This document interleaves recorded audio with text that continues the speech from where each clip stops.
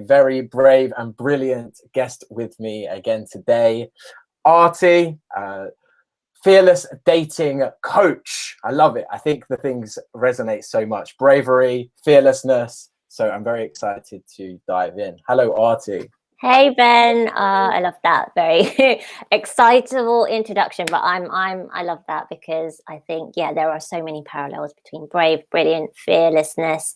So I'm excited for this conversation. Yeah, me too, definitely. I mean, actually, it's funny. Before we dive into anything too much, I remember making the title and really thinking about your work. It was really in the front of my mind when I was writing titles. Originally, it was going to be something along the lines of the brave and the brilliant, but I thought, that's a bit more not brave and brilliant, the brave and the beautiful. Yeah. That's a bit more your work with dating. And I just think, it is beautiful, the work that you're doing. So, well, first of all, congratulations for that. Oh, thank you. And we're going to dive into the journey of it, really. That's what I wanted to speak about a bit more today. How, this wasn't always what you were doing, of course. And it took you to step out of, I suppose, a comfort zone, which was 8 years in one career, and into the unknown is really what you said to me. You stepped out of an 8-year career in IT and into the unknown. That unknown place became this brave and beautiful creation of fearless dating. So would you be able to bring us into that journey a little bit, where it began? Really? Yeah, so straight after graduating from uni, I went straight into the world of work. I didn't really give myself a break or really stop to think about what I really wanted to do. I was just convinced that, okay, I'm good at IT, so I don't really feel passionate about anything else. I loved graphic design, but I'd never studied it. And I didn't really think of myself as an artistic, creative type. So I was like, okay, well, IT it is then, right? Let me live up to the Indian Asian stereotype right there. So I went into a graduate scheme, and that was it. That was me made for the next 8 years of my life, where I just went from one job to the other, specialized by going into IT security, so cyber security specifically. And I tried everything I possibly could. Well, as far as I was concerned at that point, to make it work. I tried to get additional qualifications. I tried to get more and more niche and specialist with certain areas within IT security that I did. But I always moaned about it. And if that's a clue for unhappiness, it's like, if you're moaning all the time, if you dread getting up for work in the morning, and the Sunday night blues, and when I was at work, thankfully at my first job, I had great friends. We were a really sociable bunch, and we were all unhappy together. Right? We were all unhappy together, but we were great friends, and we would go out and we would have so much fun together. But apart from that, I was really, really unhappy. But I didn't really think that there was anything else or anything it could get any better. I just thought, well, this is how it is, right? This is what everyone else is doing. Because when I'd look around, that's what I would see. I would see people doing the 9 to 5 in this job that they weren't passionate about, and literally counting down the hours to the end of the day, the end of the week. Like, you would see as the week progressed, people's moods would start to peak as we head towards the weekend. And then come Monday, it'd be like everyone would be like walking zombies. And that happened in every job I was in. Every job, I worked in the four companies before I called it quits, and it was the same thing everywhere, and it felt like it weighed down on me more and more each time, and I felt like I was kind of just trying to make this work, but with everything I tried to do, I felt like I was being depleted. I felt like I was losing that much more of myself, and I was giving less. And I think that was the point at which I felt this is this is so uncomfortable. This is becoming unbearable. Like I'm not showing up. Like I don't want to be here. And so that's bad enough. But then secondly, I felt like I was limited in what I could give. So I felt guilty that I was working for a company where I didn't want to be there. And perhaps there would be someone else that could be there, that could do a better job, that would enjoy being there a bit more than I did, that actually this makes sense on their career path. It didn't make sense for me. And it just got to such a point of discomfort that I was just like, I can't do this anymore. Like, I actually can't do this anymore. And I think it felt a bit like the straw that was breaking my back, because I was fairly fresh out of a significant breakup in my life. So I was sore and down and depressed from that. I just moved into my own home, my first new home, and I had a mortgage to pay. Life wasn't quite looking the way that I'd hoped, because I had always imagined, well, me and my partner would be living together in some way. And then here I was moving into this place on my own, having this mortgage to pay, a very expensive car, sports car that I had to pay for, that I loved, but it just didn't make sense anymore with me. And I felt really down, and I felt really, really depressed. And I knew that something had to change. And for me, it was actually, I was about to request to go part-time, so I could start to open up some time in my week to start pursuing other passions. And for me, that other passion was to try and connect with graphic design again, and start to see if I could make something of that. And the day that I was going to have a conversation with my manager to go part-time, he told me he was leaving because he was unhappy.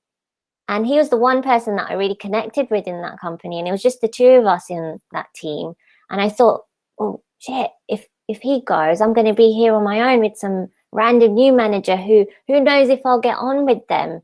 And it really set off this sense of panic in me of like, what's going to happen? What's going to happen to my job? Are they going to let me go part-time? And all of this panic set off in me that I had to go away and just really think about like, what do I want to do? And I started to make peace with the fact that maybe I need to actually take a leap of faith. Maybe I actually need to be brave and do what I've talked about for so long, and just step away from this and see what happens. So that was that point. It seems like you hadn't made that leap of faith at going from uni to just picking an option and sticking with it. Would you say that was the first leap of faith that you'd made, or was there others that we're missing? I think in terms of the journey to getting to where I am now, you know, what we're focusing on here today, that feels like the most significant step, because like I said, I kind of essentially just stepped into the system, like out of uni into work, into 9 to 5, not really questioning, well, what else is possible? What are other people doing outside of this space? Is anyone doing anything outside of this space? And that in itself is a clue, right? Like, I don't know. I don't think I know anyone that's doing anything outside of this space. My world has just become people doing 9 to 5, literally graduating from one stage of their life to the next stage of their life, to the next stage of their life, to the next stage of their life. Yeah, I can understand that. Actually, you become so stuck in this bubble that you think that is really the only way. That is the reality that becomes formed around you. And I'm sure you've spoken about it a lot, and we will dig into it, because it is really breaking out of that bubble, opening up the door of discomfort and seeing what's on the other side. And it can really just start off by realizing, oh, there's a lot more out here than I've never seen before. Yeah. And I think that's a really important point, in the sense that if I looked at other people doing things differently, as far as I was concerned back then, it was because they had some sort of privilege, or they had some kind of special gene, right, that I didn't have, or that the people around me that I knew didn't have. You know, they had, I always talk about from a dating perspective, you know, when I really struggled with my dating life, I felt like it was because everyone had keys to this club that I just did not have access to. Like, I was looking through the window at everyone just, you know, dating wonderfully and enjoying themselves, and I was out in the cold. Like, what the hell? How did they even get there? And I think it felt the same for just life in general. Like, well, the exciting careers, the challenging careers, the people that are living life differently, oh, it's because they have access to something that I and the people that I've surrounded myself with, or in my immediate circle, don't have access to. And I'm okay with that. That's the thing. I can relate to it, especially in the work sense, where I used to work in bars. I gave up I dropped out of university and I started to pursue working in bars. But I did actually tap into doing some events beforehand. So I was quite lucky in that sense, where I had already sort of opened the door, but I'd keep closing it. And I wanted to really, I would have much preferred to be like an events coordinator. But I would see people that were coming in and out of the bars that were running these huge events. And I thought, oh, you know, I could never do what they're doing. They're like so much better than me. Like, oh, they must just have so many more friends, like an ability to do this, or they've done a degree in events management. Just even things like, oh, they look so much better than me. They would be able to host more events. I really wanted to tap into that, but I would just, you know, keep reminding myself, no, Ben, you're on this journey where you need to become a manager of the bar, and like, the only way is to go deeper into the place that you don't really like that much, instead of stepping out.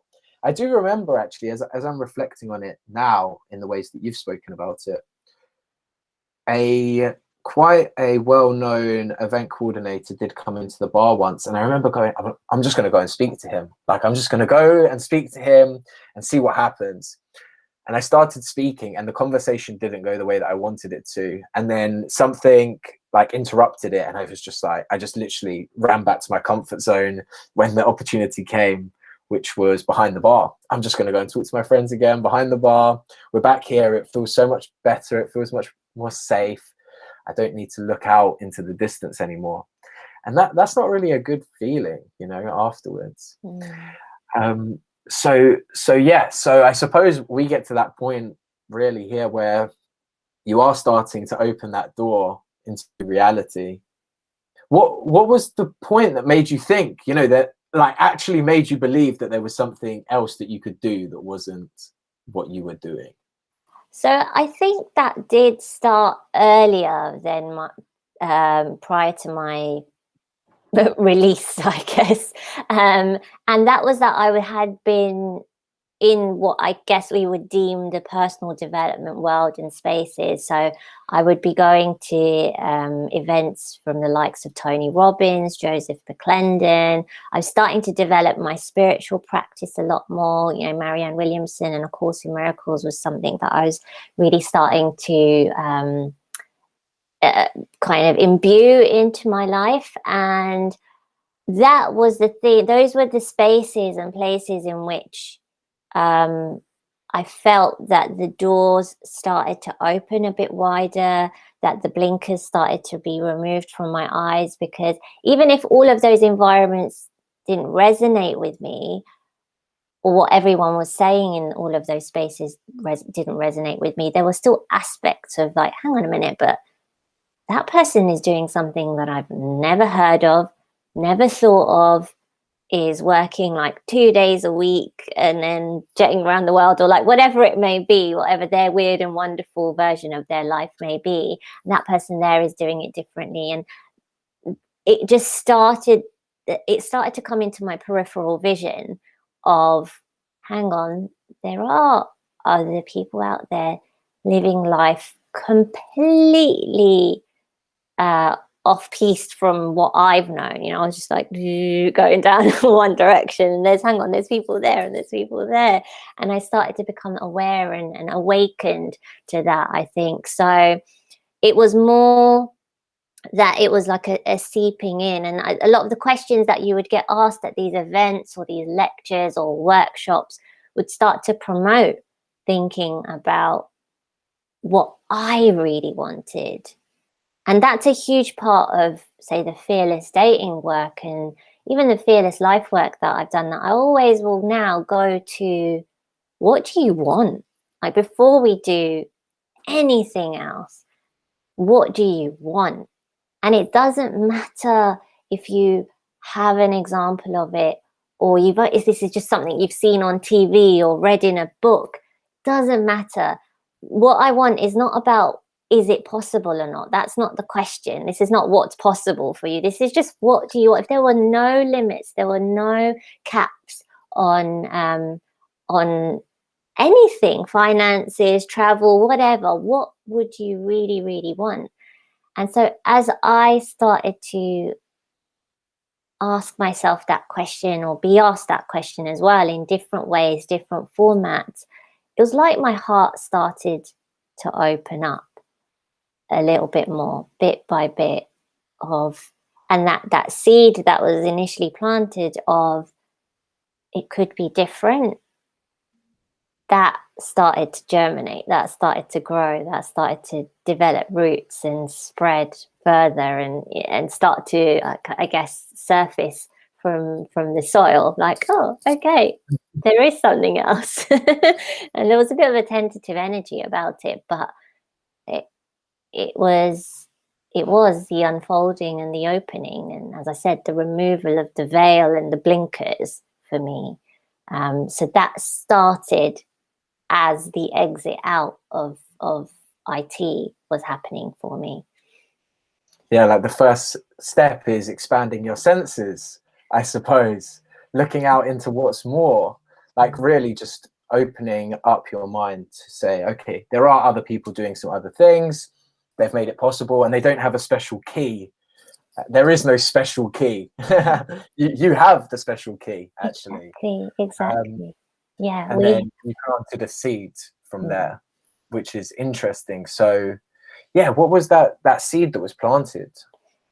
So I think, as I said, these different events that I was going to, these different books that I was reading, these different lectures and workshops that I was listening to, I really went on an educational binge, I guess, of like, what is everyone? Okay, take it all in, read that book, watch that course, sign up to that thing, all of these different things. I was like, I just want to take in as much as I possibly can now, because it was literally, as I said, that seed was planted, that curiosity was piqued, and I was like, okay, I just became thirsty and hungry for more. So that was it. It was just then learning, and the little bits in which I could start to practice things, the little spaces and areas that I could start to practice things. I thought, okay, well, let me do that. If that meant a journaling exercise, if that meant having a certain conversation with someone, if that meant just signing up to a course, those are my baby steps to begin with, I think. So for me, it was like a real educational journey. Like re-educating yourself about what's actually out there. Yeah, exactly. Yeah, good. I think that's a great correction, re-education, because, for example, we speak about the asking ourselves what we want question. If we take it right back to when we were children, when we were kids, we had no qualms running around shouting out what we wanted. Like, I want to be this, I want that, I want to, it just come out of us so naturally. It was just, as I said, a very natural state of being. But at some point, something, be it someone, told us, no, you can't say what you want anymore. That's selfish, that's self-centered, stop being obnoxious, or whatever, different. Or when I do this exercise with some of my clients who are women, a lot of them say, well, it was told to me that, you know, nice girls don't ask for what they want. They sit quietly and they're told what to do, right? So we all have our different experiences of where speaking about what we want became a bad thing. And so absolutely that we're re-educating ourselves to get back in touch with that creative spirit that we had right at the outset, that permission that we didn't need to share what we want, to explore what we want, to just, even whether it was possible or not, just to just experiment with what we want. And that is the re-education process of like, I used to do this. This is not brand new to me. It may feel foreign now. It may feel uncomfortable now, but it's not new to me. I did this. We do this. We've done this before. So yeah, absolutely. Re-educating ourselves to this is, remember what it used to be like before all of those layers and those rules got planted on you. Actually, yeah, I have an amazing example of this recently that came up, and it is the re-education and noticing that when you ask someone to dream big, like it takes a while. It's weird. It's like, okay, just say some crazy stuff, even for me as well, right? To actually just really, really strip away these layers. And I was playing this game with this lady that I connected with online, and it was, I call it the desires game. So literally it is just the process of, I would really love to have this, and like getting very, very comfortable with saying the things that you would love to have. And she fed back to me, you know, the things that she'd said, she was able to put into action, because there wasn't that first, just the most simple barrier of, I can't even say it, so how am I going to achieve it? And then that bit was beautiful in itself, of it was said and then it was acted upon. But when she fed back to me, it was, oh, I've started to playing this game with my kids a bit more, actually, because they too play it, but I've never had it as a structure, you know, where the desires game has a very small structure. It's not overly structured, but she plays it with them. So when they think, when they were saying things of, yes, mummy, I want to have a restaurant, and it's like, yes, and, you know, I want to have these famous people attend the restaurant, and I want the restaurant to have a huge slide in it, and I want it to have the biggest pizzas in the world. I don't know. It's just as crazy as they want to go. And the kids can do it easily, but we find it hard, and then we can't act upon it.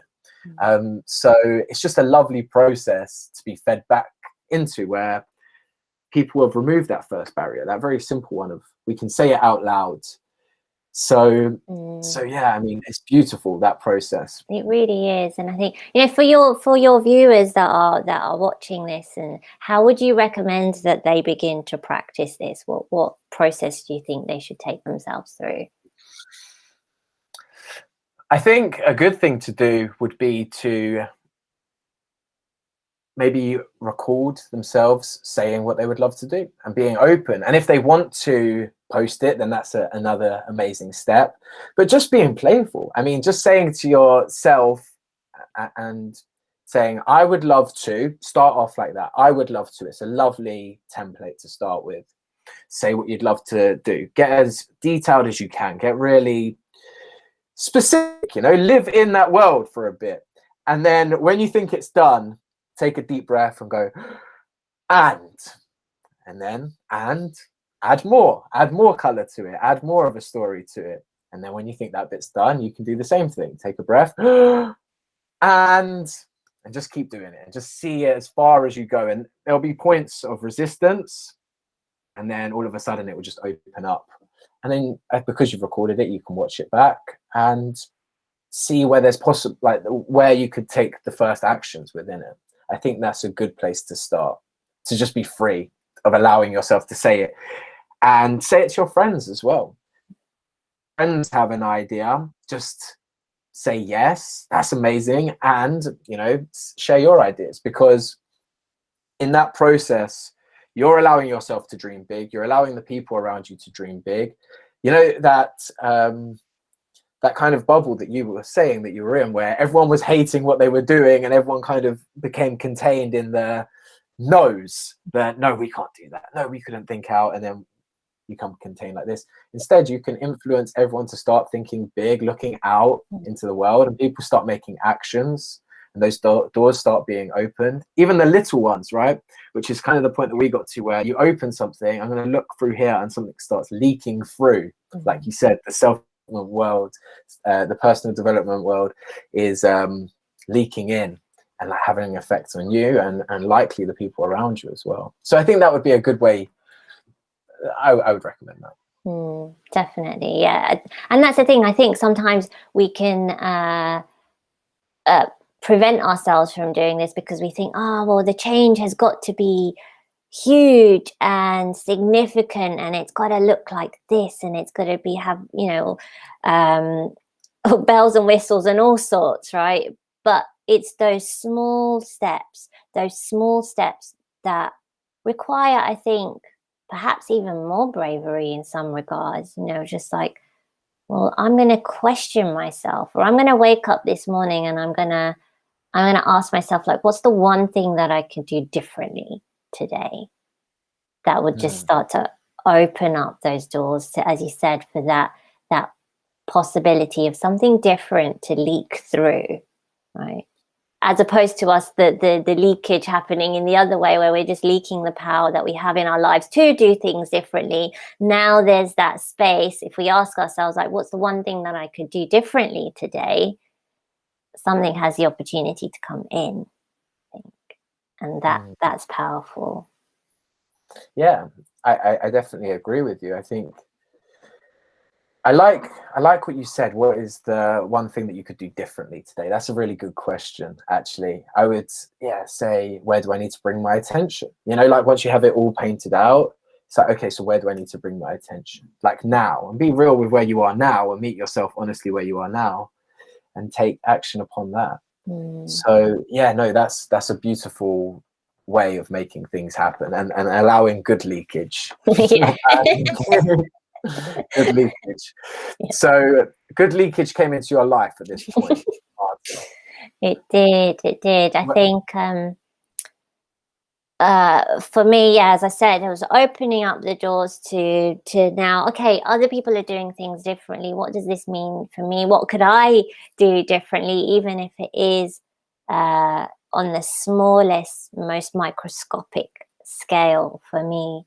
And I remember my thing, before I could change anything work-wise, I think probably about a year before I did hand in my notice, I started doing on Instagram this 100 days of happy challenge, where every day for 100 days straight I would post a picture of something that's made me happy that day. So just start to connect with, even though I feel really down right now, I feel heartbroken, I feel depressed, I feel lost, I feel so confused, and a multitude of feelings around that.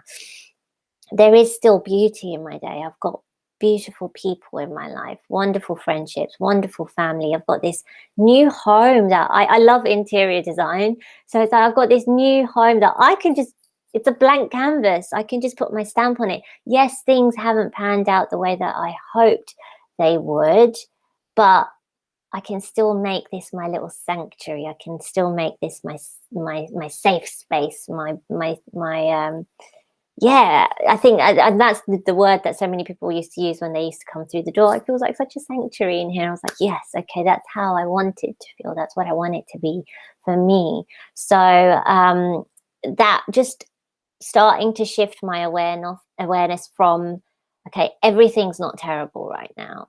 At times it feels like it, I know, but similar to that, what's that one thing that you could do differently today? Well, what's that one thing that I could look at today that will just bring a smile to my face? Or what's that one thing that I could do that could just bring some gratitude into my life, or, whatever it is, and just starting to reframe my experience of life. And I think that was really important in terms of just helping me. And this wasn't, trying to be excessively positive when I couldn't be, because I don't think that's healthy either for it was important for me to feel my feelings. But for me, I think I just wanted to get a sense of the possibility that my life could be different from this moment on. Okay, it's gone in a completely different direction from what I had hoped it would go, you know, with the end of with breakup and everything, because I was so heartbroken. But what's the possibility now? Now that I am single again, now that I am living on my own for the first time in my life, and I've got, you know, to be responsible for myself in a way that I've never had to be. Now that I am starting to open up to, you know, other people living life differently, what could be possible for me? And I think that was just an opening that I was started to become more ready to explore. And for me, one of the things was also to break off contact with my ex, because we just kept being in and out and in and out of each other's lives, which wasn't healthy. And just to make that decision of, hang on, this isn't right for us. We need to be adults about this. Let's step out of each other's lives completely. And in that void, like, I really had to feel that void, but not feel it. That was really important. Like, I had to feel it, but not feel it. And so for me, the feeling was, okay, I'm heartbroken, and there's other beautiful things in my life as well, and I want to appreciate them, and I don't want to forget about them. And so that avoided me filling the void with, like, oh, what can I distract myself with, because I'm feeling uncomfortable, I'm feeling unhappy. Shall I start dating? Shall I start doing this? And that feeling the void started to open up stuff for me, because I recognized in that space that, yes, I was really heartbroken. Yes, I did want to love and be loved deeply. I had had a taste of a relationship that was beautiful, and I knew that I would love to experience that in my life sometime again. Okay, at that point, I was a little bit confused as to I associated it to that person. So part of me was just like, I want him to be that person that comes into my life, back into my life again. But that was the confusing part for me. But I was aware that regardless of that, I wanted to be in that kind of healthy, beautiful, deeply connected partnership and relationship. And so I started to read this book called Calling in the One, which is a 7-week journey for people to call in the love of their life. Now, I didn't feel, at times I felt like, oh yeah, I'm totally ready for this. Hell no, I wasn't. But I felt that was an important journey for me to go on. And so I started to read this book, 49 days of exercises for me to take myself through. And whenever I share this journey that I went on with people and what that book created for me, I essentially think of it as it's like going into the cavity of your chest cavity, taking your heart out, holding it in the palm of your hand and just gently stroking it and spring cleaning it. Right? It's like, shit, I've put you through so much hell, but thank you for still being there. Thank you for still beating for me. Thank you for still allowing me to feel love. I'm going to take care of you right now. Let's do this, and putting it back in that space. And that was what that journey felt like for me. And I learned so much. I reconnected with all the things that I was so scared of with love and relationships. And that's where it became more apparent than ever that I was really petrified of dating, like just how petrified of dating I actually was. So here I was wanting to be in this beautiful, deeply committed relationship with someone, but the journey to getting there is more often than not, I have to date, right? I'll have to meet people. I'll have to meet guys in order for me to be able to create that in my life. But I didn't want to go on that journey because I was so scared of it. And it boiled down to the relationship that I had with my body. And it was a very fractured relationship that from such a young age up until, at that point, I think I was about 29, 30. And I'd consistently heard that there is just something wrong with you. There's something wrong with the way that you look. There's something wrong with the way that you are. You know, you're skinny, you're ugly, you're hairy, you're this, you're that, you're like all these things, like endless lists of things that were wrong with me. And I came to believe that that was true and that was the case. So the thought of going on dates with guys that I don't feel safe around, because there hasn't been that depth of connection created, because for the 2 relationships that I was in prior, they were born out of friendship. I didn't have to do the dating thing. One guy I was at uni with and we were in the same friend circle. The other guy I met in my first job, right? My first job out of uni. And so again, we were in the same friend circle. So I never had to do the dating thing. So I had never dated. And the thought of it just petrified me. And so I didn't have that safety of connection with potentially these guys that I could meet. So I didn't trust that. I felt like if I'm in that space with someone, I mean, people that I know and love have had no qualms telling me what they think about my appearance. So what is this random stranger that I go on a date with? He could say anything to me, you know, especially in that kind of intimate situation, right? If you're getting that close to each other and flirting and all of these things, he could literally turn around in disgust at any point, because I really felt that that would be a response that someone would have to me. And so I didn't want to put myself through that.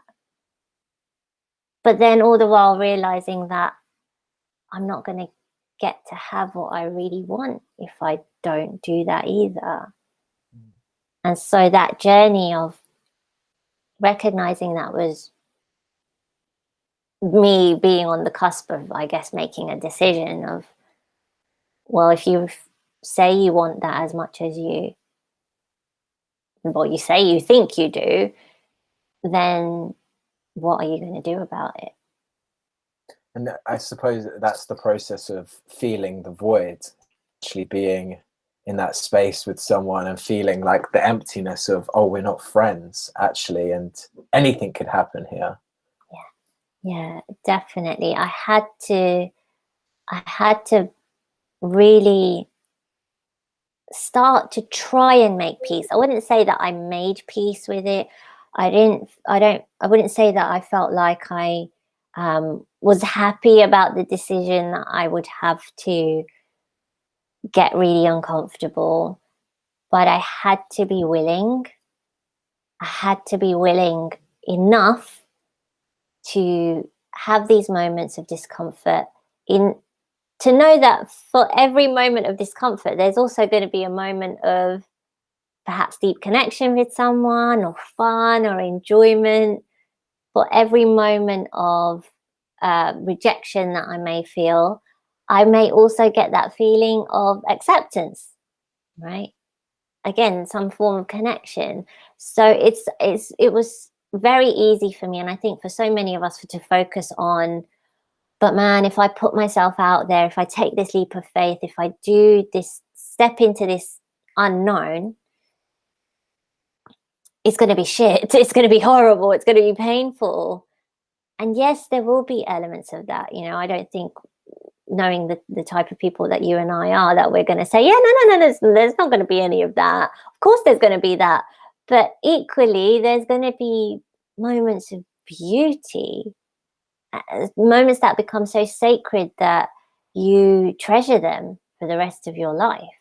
There's going to be so many of those opportunities as well, but all goes back to that willingness to take that first step.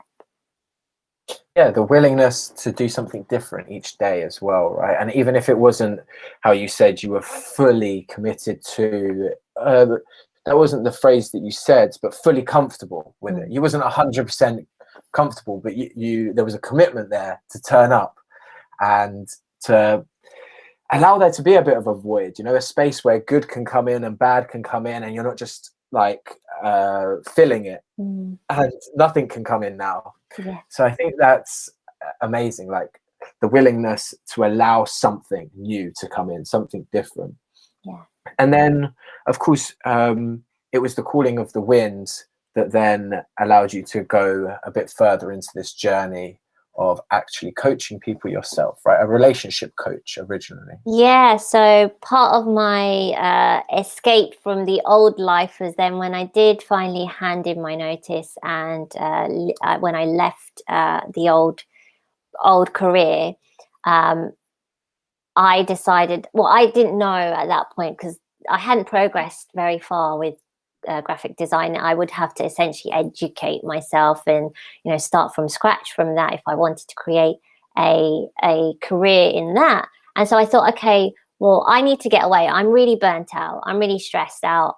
Bali had been calling me in some way, and I knew that I had to just go out there for a few months, live out there for a few months, and just see what happens. Just see what happens, and just give myself time away from what I had become so accustomed to, what, you know, had become very habitual to me. And in that space, I thought, okay, I'm going to really focus on building my graphic design portfolio, and that's what I'm going to work on. Now, when I went out there, it was a totally different story, because that's where I realized how burnt out I actually was. And I thought, oh, I'll be yogaing, meditating, graphic designing and blogging and all this stuff every day. And it was far from it.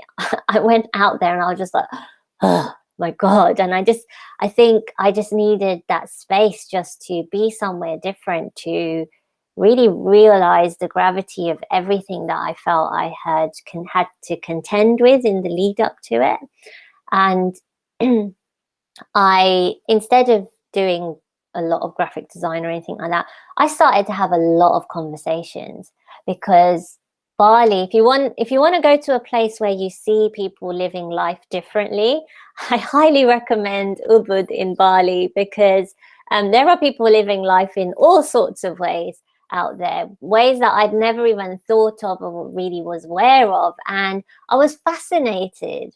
I was so fascinated by these people that I was meeting, and I was getting to have really wonderful conversations, sort of conversations that I'd only just started to open up to as I was coming out of my old life and stepping into the new.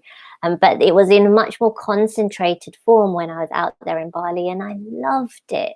I loved it. I felt so inspired by what people were doing that I started to record some of these conversations. So I started my own YouTube channel out there, did a couple of interviews with a few people out there. I started blogging a lot more.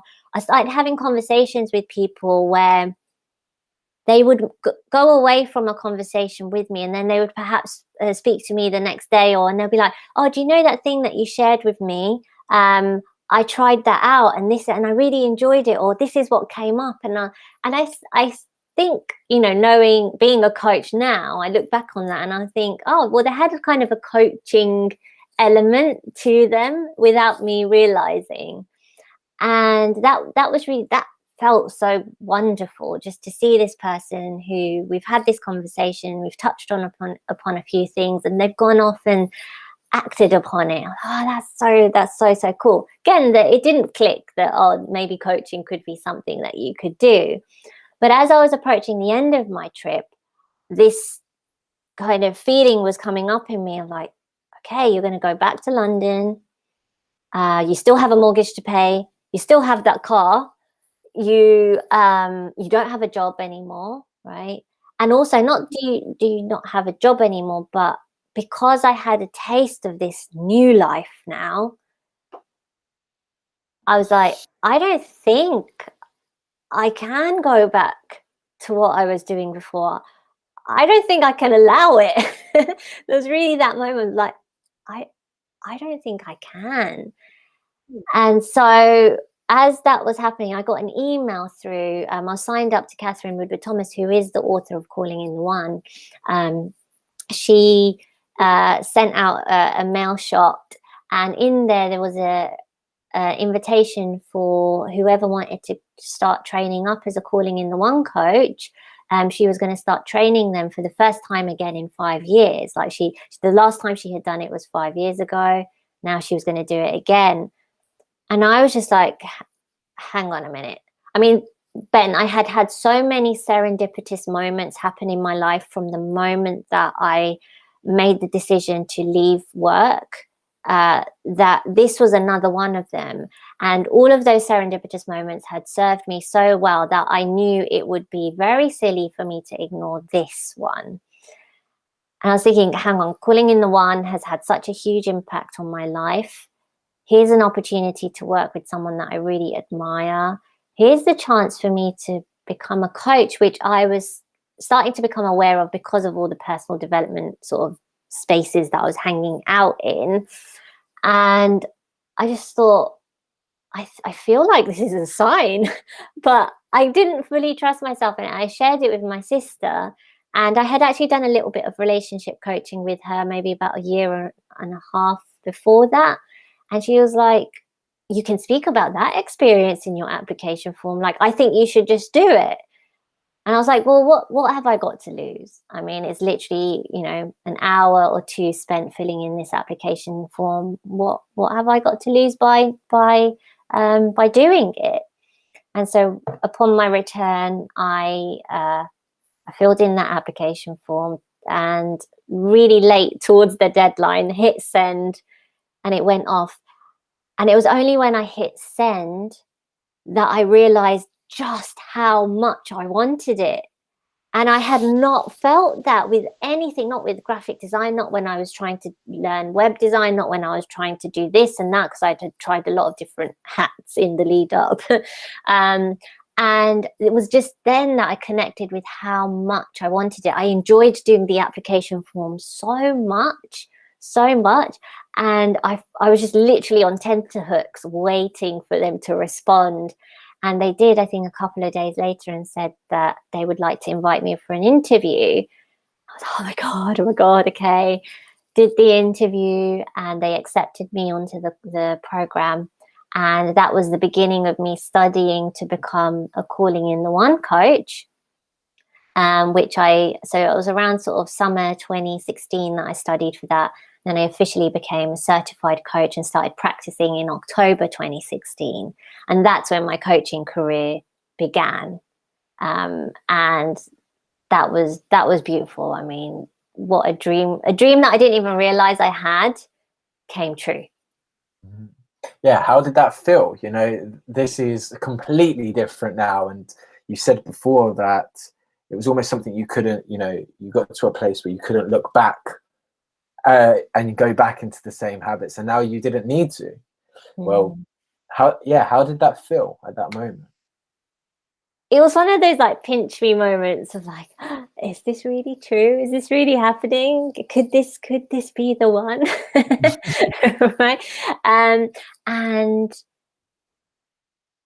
I think it's difficult for me to put words to it, because I felt like I was in such a dreamlike state for the duration of that training, for setting out on this journey of starting to become a coach. And quite quickly, I mean, as soon as I put my first post out about, I'm looking for now paid clients, I mean, I hadn't even received the certificate yet, but I was in a position, I had completed the training, so I was ready to actually start working as a Calling in the One coach. And literally within that first post, I mean, I called in my first paid client, and I was like, oh my God, is this how it happens? Is this what we do? Is this how it works? And it was so dreamlike. And I felt like a kid in, when you get into that space where you're really like the toy shop, like, oh my God, my mum and my dad just told me I can have anything that I want. Okay. That kind of feeling. No, it goes back to what we were saying before, when you are a kid and you can actually say what you want, and now you can experience it. You can be in the middle of that toy shop, like calling people in, attracting the kind of people that you want to work with a bit more. Yeah. That must have been very exciting. So exciting. And just, man, it was just like, life has changed. My life has changed. I've changed. We've heard this word way too much in the last year, but this is unprecedented. Right? This is unprecedented. Like, I could not have imagined. I mean, even a few months prior, I mean, if you had asked me at the start of me going out to Bali, during Bali, even at the start when I returned, that's what I would be doing a few months down the line. I would have been like, what? Are you for real? Is that true? I wouldn't have, not that I wouldn't have believed it, but I would have really questioned you about it if you had shared that with me. Mm. Yeah, it was a real dream come true. And like I said, a dream that I didn't realize I had. Yeah, that's crazy. And it is a very good way of describing it, a dream. Whereas before you couldn't, the day-to-day wouldn't have allowed you to think like that, only in a dream, only in a dream where you are going to Bali and then coming back and kind of having those aspects of how these people have really self-created life, and you can actually do that. It's not just this original break. You wanted a break before. And even after having spoke to people that lived in really unique ways, it was still unprecedented. Yes. Unprecedented. Yeah, I like that. Really was. So you followed this journey through a bit, and now you have your own, not a bit, a lot. Thanks, Ben. You followed this journey through and you've really made it your own. And this comes to fearless dating now. And you are attracting in people that want to fearlessly date. So would you be able to just give us a summary of what that entails for anyone interested? Yeah, sure. So fearless dating was very much inspired by my own journey, as I shared with you here, that I was petrified. I was so scared of dating.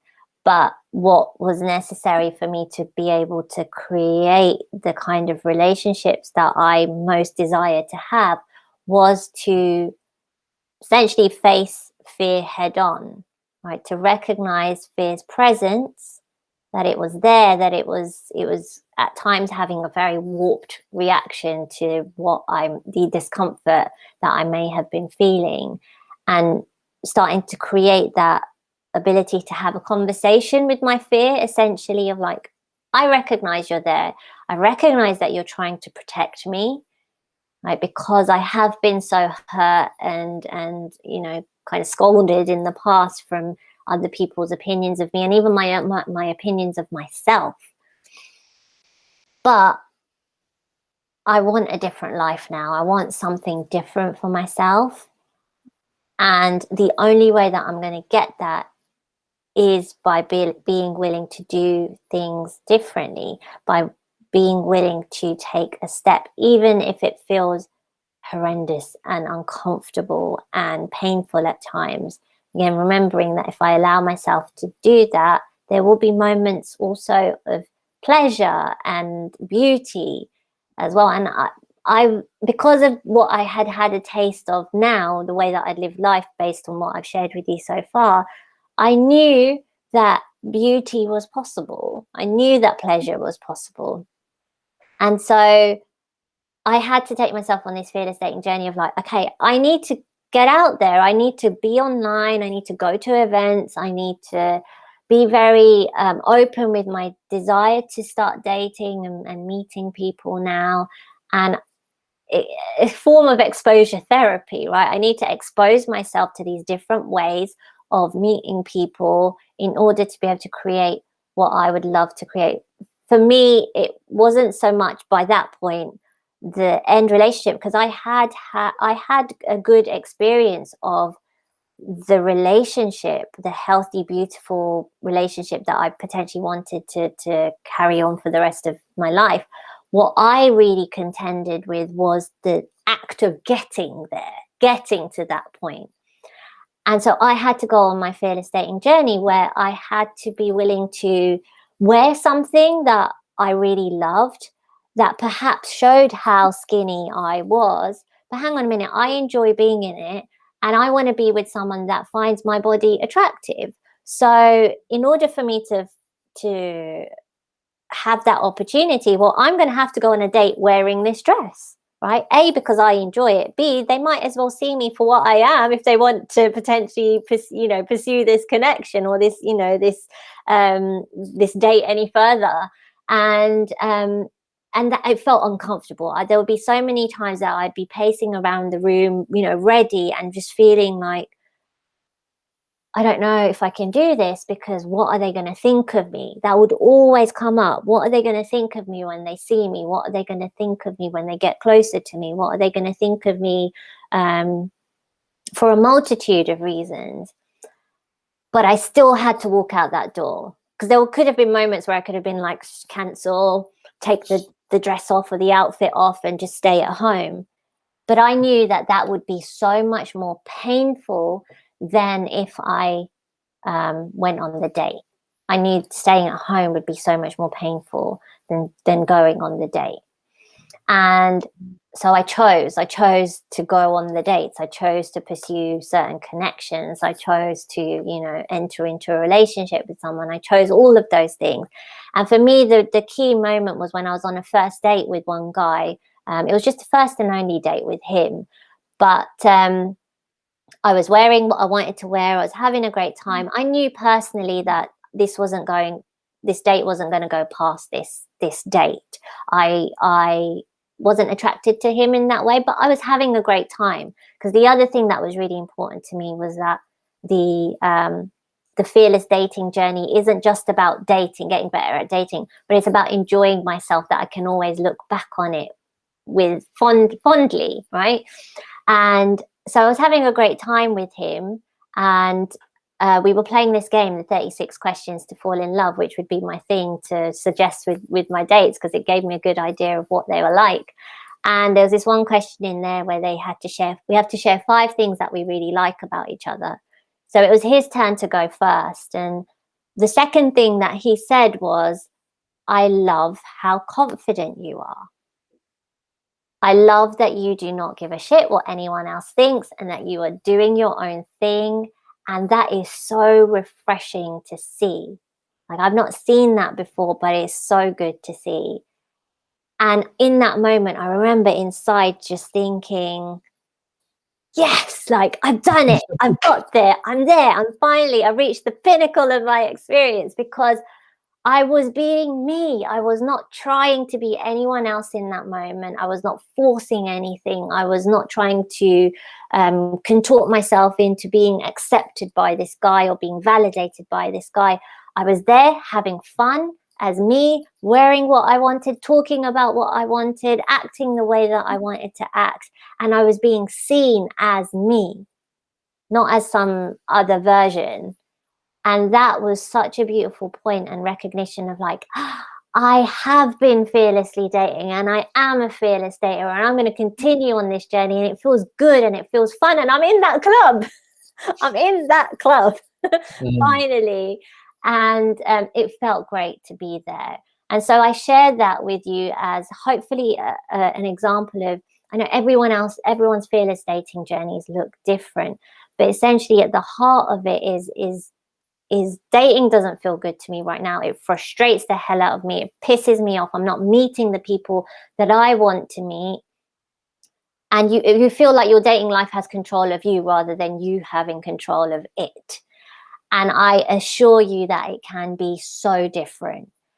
It can be so different that your dating life is something that you take charge of, that you enjoy, that you unashamedly, unapologetically share with the world who you are. You become visible in that, and in becoming visible as that person, as yourself, you effortlessly start to call in your people, not just dates and romantic relationships, but friendships, colleagues, business opportunities, friends, family become closer to you. Career opportunities, all of those things start to come your way, because you start to open up to this willingness of being willing to share with the world finally who you are, not who you were taught to believe you were, not who you think you should be, but who you really are. And that is a discovery process and an unearthing process that we go on the dating journey, and we apply it to your dating life. And the beauty of this with, my clients that I've worked with so far is they all at the end of it say, this is about so much more. Like, I heard the title Fearless Dating, I read the title Fearless Dating, but man, what I've got from being here is so much more than that. Their lives have opened up, they've opened up. And the beauty of that is that's what happened for me too. And I think it can happen for so many of us. So I invite whoever is struggling with their dating life right now to reach out to me. Send me a DM here on Facebook, or if this is being pushed out anywhere else, I'm on Instagram, I'm on YouTube, and a multitude of places. And just type in Arti Joshi, the Fearless Dating Coach, and reach out to me, and we can have a conversation, regardless if that whether that's one of many conversations or whether that's our first and only conversation. Guaranteed, through that conversation, you will get something that you can start to put into practice in your life straight away that will start to transform your experience of dating. I can assure you of that. So I would love to invite you to join me for the Fearless Dating journey in whichever form you want to take it. But the next group program is starting on the 16th of March next month. So if you want to join us for that ride, there's a beautiful army of fearless daters who are assembling. So yeah, it'd be wonderful for you to join that with me. So yeah, thank you for giving me the opportunity to share. No, you're very welcome. I mean, before we go, actually, I just wanted to add to that because it was so beautiful. There's a song, the lyrics of a song that came to my mind as you were talking, and it was just the premise of it is to be less invisible and more invincible, and really just like accepting who you are, becoming invincible in going out there and being that person openly. And the opening of the door is in the fearless dating world, but there's so much more. This is opening your mind to so much more, and like you said, that kind of is just planting the seed. It seems like, the fearless dating, turning up to these conversations, or even turning up to the conversation with you, of it might be a one-off or it might be one of many conversations, but you're going to enjoy it, and it's going to be opening that door for so much more. So thank you, Arti, for joining. You're brave and you're brilliant, and I've enjoyed this conversation very much, so thank you. Thank you so much, Ben, for inviting me to be a part of Brave and Brilliant. You too are brave and brilliant. I love what you're creating. I can't wait to go on to see what this becomes. It's already so much, and your tenacity and your willingness to interact with your life and challenge it has been so beautiful to witness. So I'm so excited for you and what becomes of your journey. Thank you so much, Arti. I appreciate it. And for everyone that's joined, everyone that's watched, thank you for being here too.